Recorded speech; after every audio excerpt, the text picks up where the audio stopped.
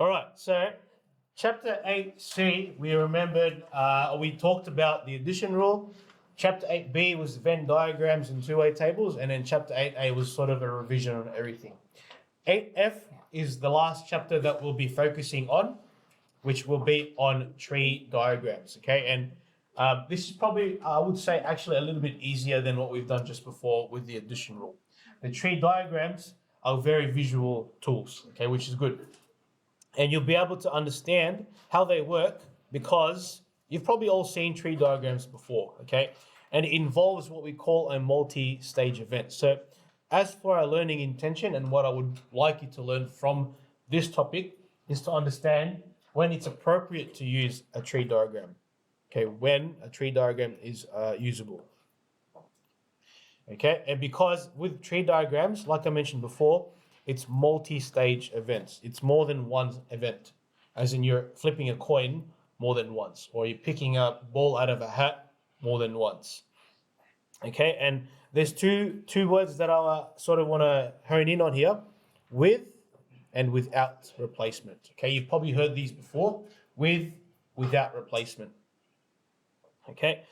And as for our success criteria, I would like you to be able to draw, obviously, your tree diagram and be able to show the sample space. Now, this word's appeared before as well, but for sample space, it's basically what are the outcomes, what are the possible results from a tree diagram. And then set up a tree diagram and figure out the probabilities of with and without replacement events. Okay, so again, those words have appeared: with, without replacement. All right, let's get into it.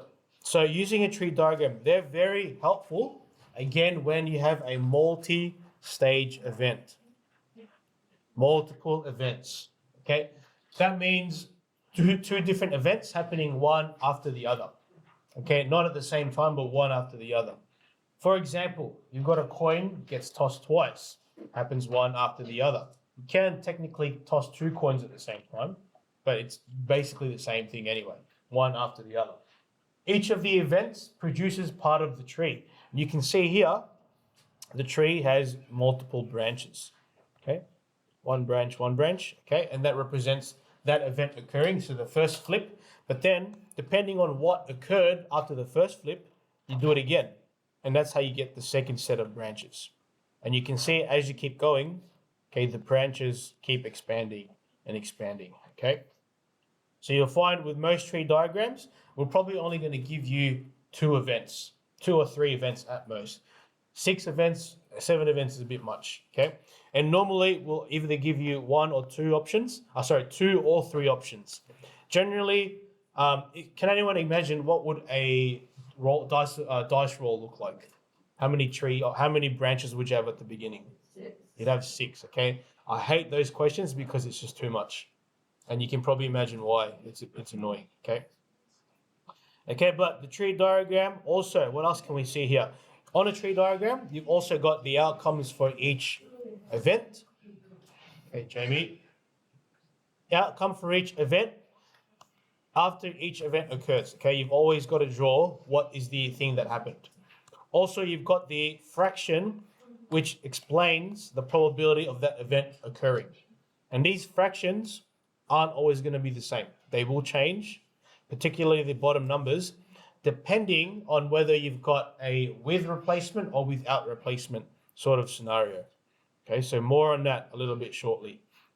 Also, with your tree diagrams, you've got the outcomes, which means what's the final results for each event occurring. So you have to list those. And lastly, you've got the probability, which is calculatable by multiplying, okay, each number on that branch. So for example, HH, you've got half times a half, and that's where you got a quarter. For HT, you've got a half times a half, which is also a quarter. Okay.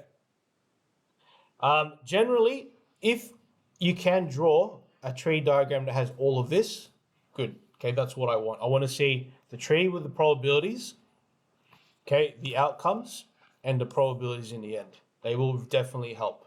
Okay, you got to have all 3. Whenever you're asked to draw a tree diagram, make sure you include all 3 items there. Yeah, 2 and 3. Have to have it. All right. And it also helps you when it comes to calculating certain questions. Like, what if I ask you, what is the probability of getting two of the same coins? Okay, so that would be, all right, well, I'm looking at it, two of the same would only be HH and TT. Adding them together, a quarter plus a quarter, what does that equal, guys? 2/4, which equals a half. A lot easier if you actually just did this. Okay, so don't skip on doing this, as it will help you do the questions a lot better. All right, let's get into doing some actual Venn diagram questions. Okay, so tree diagram. Tree diagram questions. Here's an example. A coin is tossed 3 times. Draw a tree diagram of the experiment and then calculate the following probability. So we're going to draw a tree diagram here on the side. So it's going to happen 3 times, which means that your tree, don't copy this just yet, is going to look like this. 1, 2, 3. Okay, your tree diagram will look like that. Okay, so let's start by drawing the first one. All right, so when you toss a coin, you've only really got 2 outcomes. You've got heads, you've got tails, okay? And if you think about it, when you toss a coin, you only have a 50% chance or 1 in 2 chance of it occurring. Okay, so there's the first branch or the first part of the tree. Easy. Remember, the question says the coin is tossed 3 times. Yeah, so we've got to do this 3 times. Let's do it again. Okay, you toss the coin once more. Okay, again, same thing. Heads, tails. Heads, tails. And the probabilities are going to be the same. This is what we call with replacement because the numbers don't actually change. Okay, as you can see. So half, 1/2, 1/2. So that's the second time. Now we do it one more time for the third toss because this gets tossed 3 times. 2. Okay, 3 times. Make it as neat as you can because this can get messy if you don't do it properly.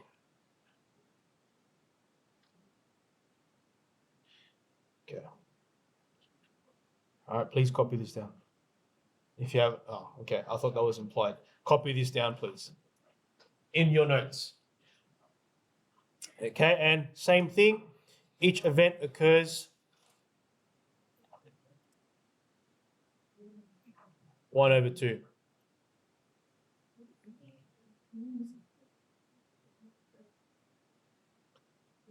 Okay, that's the first part of the Venn diagram. You got to have all the elements in that tree. Okay, so you've got the outcomes after each event, and you've got the fraction, which explains the chance of that event occurring. Now, the next part, so remember, I'm just going to scroll up really quickly. On our tree diagram, you've got to have the outcomes. So let's put the outcomes in. Okay, let's put them in. Outcomes, you've got the first one is triple H. H, H, H. Sorry if you guys run out of space. Okay, that's the first outcome. So I got that from going H, H, H. Okay, next outcome will be H, H, T. So H, H, T. Okay, H, H, T. Next outcome would be H, T, H. So heads, tails, heads. And the fourth one would be heads, tails, tails. So write down all of the possible outcomes as we go. The next one will be tails, heads, heads. So tails, heads, heads. Next one would be tails, heads, tails. That would be this one. Then you've got tails, tails, heads. So that would be the second last one. Oops, sorry. Tails, tails, heads. And last one would be triple tails. Okay, so tails, tails, tails. All 3. Okay, now, the next part is probably going to be the most annoying because this is where we now put the probabilities. And this can get a bit repetitious. because they sometimes will be the same exact outcome. And it does happen, okay? So in order to find the actual outcomes of any tree diagram, all you have to do is multiply the fractions together, okay? Or it could be decimals, depending on the question. In this case, they're fractions. So, for example, H, okay, so if you get H, I'll do it like this. Don't copy it like this for now. I'm just going to draw an example. So for the outcome of H, all you're doing is multiplying the first H, which is a half. Okay, so that'll be a half multiplied by another half there, multiplied by a half again there. Okay, and that would equal, so for the outcome of triple H, it would be 1/8. Okay, for H, 1/8. For HHT, same thing. Okay, HHT. Okay, you can see that for the first H, it's a half. Great. Second H, okay, second one would be, the second H. Hello, Mr. Speckman. Yeah, no worries. Times last one. Notice how instead of the H, we've gone down to the T, yeah? Times a half equals 1/8. And I'm not going to repeat it because why shouldn't I repeat it, guys? It's all exactly the same thing, yeah? This won't be the case always because sometimes the fractions will be different. But again, because it's all the same, I can just write 1/8 for all of the outcomes. So I'll just do it here. 1/8, 1/8, 1/8, 1/8, 1/8. Okay, I'll just try and make that as clear as I can.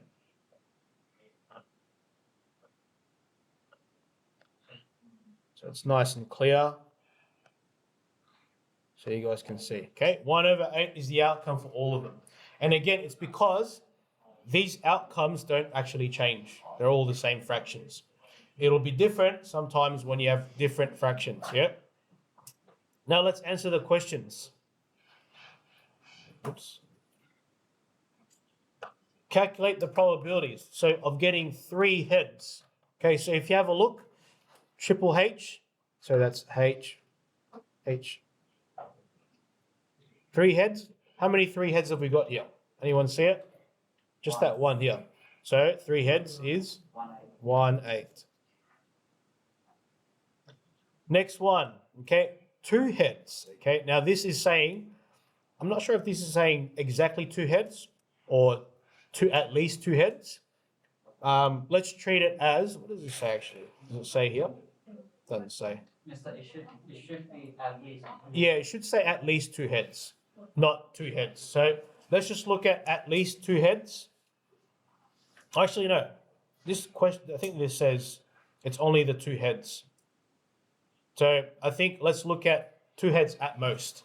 So exactly 2 heads. So you can't count this one because there's 3. Here, you've got 2 heads. Here you've also got, actually I'll circle it fully. There's 2 heads there. This one has 2 heads. This one has 2 heads. And there's 3 of them. Okay, so you're looking at 3, which are zoom in right here, HHT plus HTH plus the THH. So you're adding all those 3 together. So that would be 1/8 plus, I'll zoom it in for you guys, 1/8 plus 1/8 plus the 1/8, which equals 3/8. Okay, so sometimes some of the questions are a little bit vague. This should say, I reckon, 2 heads at most, not just 2 heads. Okay, last one is at least 1 head. Now this is exact now, or it's very, very precise. So at least 1 head. So you have to have at least 1 H in there. So you've got this guy, this one, this one. You've got, oh, it's not very clear, sorry. This one. It's all right, it's fixable. Yes. You've got this one. You've also got this guy here. This guy has one head. This is one head. That's one head. That's also one head. Okay, so there's 7 of them altogether. So altogether there should be 7. So you've got H, H, H plus H, H, T plus H, T, H plus H, T, T. Okay, that's the first 4. Then you've got tails, tails, heads plus tails, head, tails plus tails, heads, heads. Okay, and then adding them all up, it should be again 1/8 for all of them. So 1/8 plus 1/8, 1/8, 1/8 plus 1/8.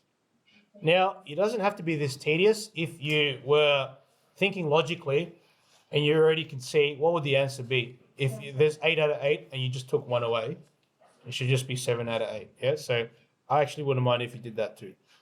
You don't have to do all of this. But I would like you to be exact with it and show you working out where applicable, right? Right, so that's for, that would be for your events. Where is it? There it is. So your events that are with replacement. Let's do one more example, then you guys can start working. So that's all fine. All right, so what is then the difference between with and without replacement? Let's go to this one with the lollies. I'm going to skip these ones because that's basically the answer that we just did. All right, so here's an example. A shopping bag contains 4 orange plums, 5 purple plums. The probability of picking a purple plum is 5 out of 9. It's 5 out of 9 because if you look at the number of plums, okay, if there's 4 red and 5 9 in total, there should be 9. Okay, and according to this, 5 of them are purple plums. Let's use another color. Okay, so it should be 5 out of 9. Easy. Now, what happens if you eat a plum, okay, out of the bag and it's eaten? Well, if you eat a plum, you can't put it back, right? So this is a scenario where it's not replacement or without replacement because you can't replace the thing that you took out. So if I was to pick another plum out of the hat, how many plums are left if I've already eaten one? So you started with 9, you picked one out, okay, and you've eaten one. How many plums are left? 8. So you can see now that the next answer is going to be out of 8. And if you eat that one, what happens? It goes to 7. And then so as you keep picking out, okay, the amount or the fraction starts to decrease. That's an example of without replacement because you don't put it back. If you were to pick something out and then put it back, then yeah, that would be with replacement. Okay, so let's do, I sort of explained that. We're going to skip that activity and we'll go to this without replacement. So we're going to do the same thing. And then we'll draw the tree diagram for it. So according to this, letters A, B, C, and D are written on identical pieces of cards placed in a box. A card is drawn out in random without replacing the first card. A second one is drawn and draw a tree diagram. So that means basically we're picking out a card, we're doing it twice. Okay, so it's 2 events. And you've got 4 letters here. So you're going to have an interesting one here happening. So because you've got A, B, C, D, how many branches are we going to have? 4. Good. All right, so we're going to have, let's draw 4 branches. 1, draw them big, give yourself some space because you're going to need it. 2, 3, 4. Okay, give yourself as much space as you can. I generally don't like questions that has a lot of branches because it's hard to space them out. So, but give yourself what you can. 4 cards, easy. Okay, you've got event A, or card A, card B. Let's do another color. Card B, card C, and card D. There's 4 cards. Okay, now if you think about it, you've got 1 in 4 chance of getting all of them. Yes, so as a fraction, 1 in 4.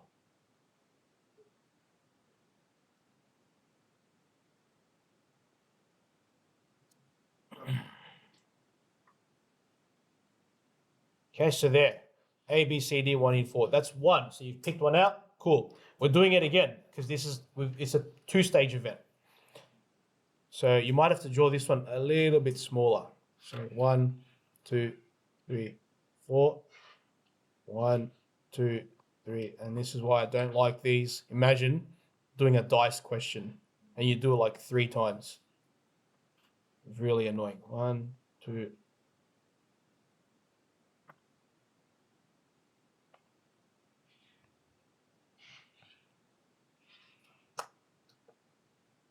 Okay, so now again, draw the outcomes at the end of each event. So that should be A, B, C, D, A, B, C, D, A, B, C, D.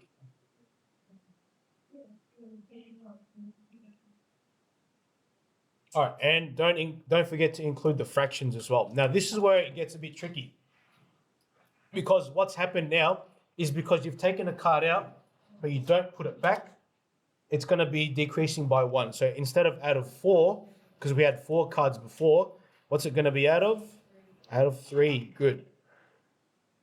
Try and fit it in if you can. So if you picked out an A card initially, how many A cards will be left? None. So this first one should be 0 out of 3. Okay. So we still have to put that down. We don't just ignore that. Yeah, you got to put it in. Okay. B. Okay, you'll have 1 out of 3 because there's 1 out of 3 B cards left. C, there should be 1/3 left. D, there should be 1/3 left. Okay, let's go to the next one. If you picked out a B, how many A cards will be left? There should still be 1 A card left if you got B. But if you picked B, there should be no B cards left. So 0 out of 3.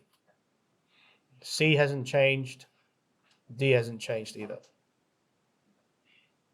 If you picked up a C card, okay, that means A will still be 1 out of 3. B will be 1 out of 3. C will be 0 out of 3 because you have no more C left. And D would be 1 out of 3.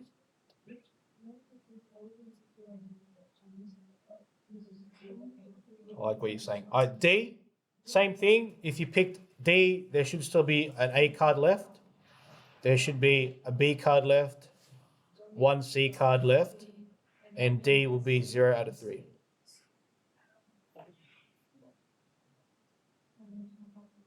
Okay, and now we do the outcomes, right? And this is where it gets tedious. So first one is double A.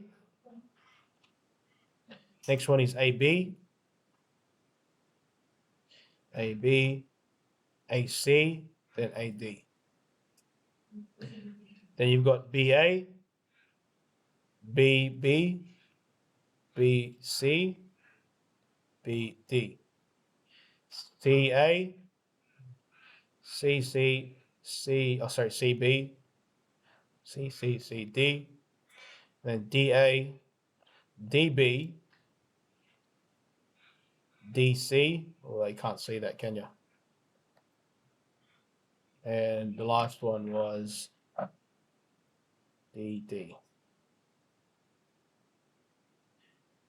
Is everyone with me so far? Yeah, not too tricky.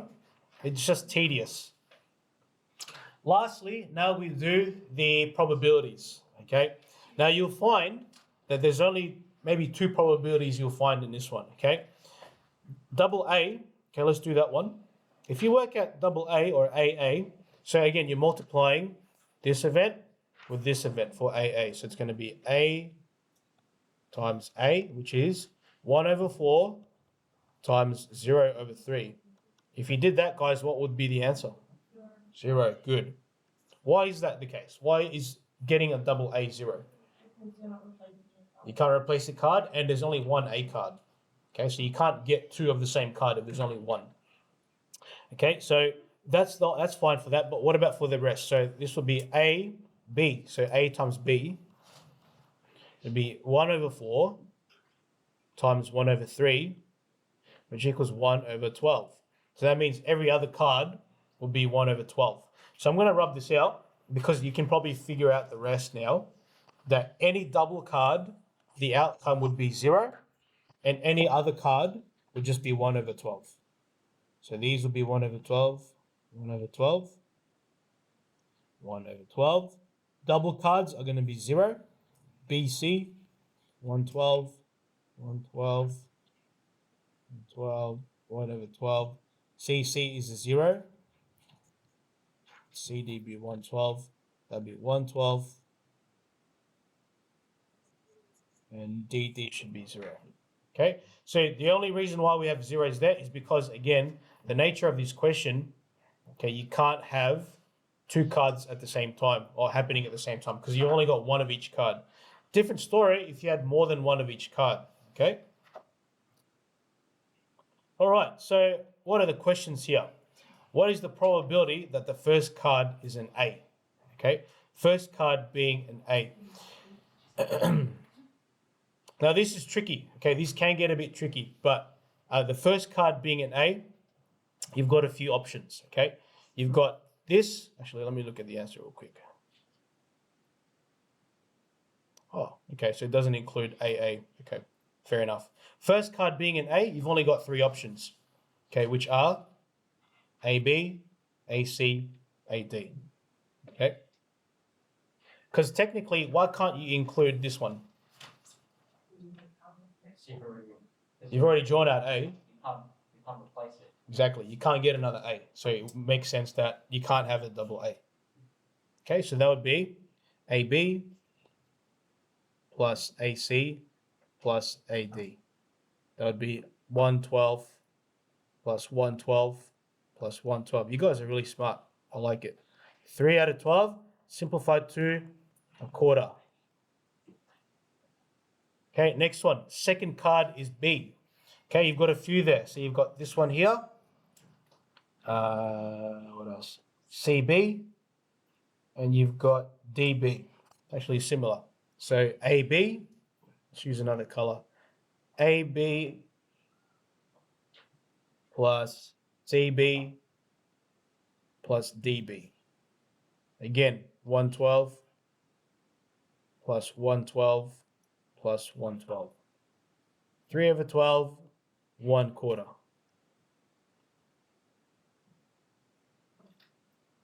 And last one, and then I think we start questions. Both have the same letter. Well, again, same letter won't work, yeah, because AA, BB, CC, DD, add them all up, it's just going to be 0. Okay, so I'm not going to do the working out for that because you already know that AA plus BB plus CC and DD, they all equal 0 anyway, so the answer must be 0. All right. All